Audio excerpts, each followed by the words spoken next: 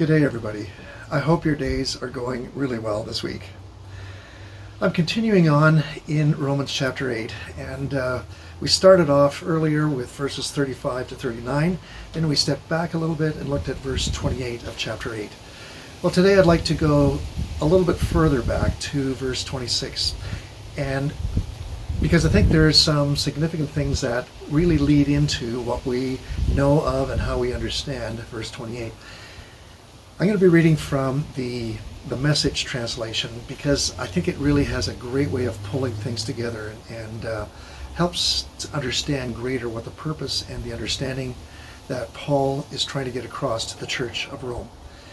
And this is what the Message says, Romans 8, 26 to 28. Meanwhile, the moment we get tired in waiting, God's Spirit is right there alongside, helping us along. If we don't know what or how to pray, it doesn't matter. He does our praying in and for us, making our prayer out of our wordless sighs and our aching groans. He knows us far better than we know ourselves. He knows our pregnant condition and keeps us present before God. That's why we can be so sure that every detail in our lives of love for God is worked out into something good. I love how that comes together, especially because it brings together our groaning and our praying and our agonizing before God over those things that we want to express to Him, especially when we are in places of indecision, places of torment, places of challenge, and we don't find our words adequate to express what's in our hearts to God.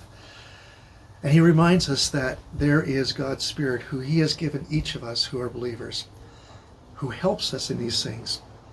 Even when we don't know how to pray, He does the praying for us and in us and through us, bringing our wordless sighs and our aching groans before the Father in heaven. He knows us far better than we know ourselves. He knows everything there is to know about us. And He presents us to God saying, this is your child, and these are the things that they're going through. This is what they're aching about. And then that last part where He says, and that's why, because of this, because of what the Spirit is doing in and through us, that's why we can be so sure that every detail of our lives of love for God is being worked into something which results in good. God, by His Spirit, is walking us through these times that are challenging. And He is also allowing us to be able to know that He is working together with us to bring about what is good.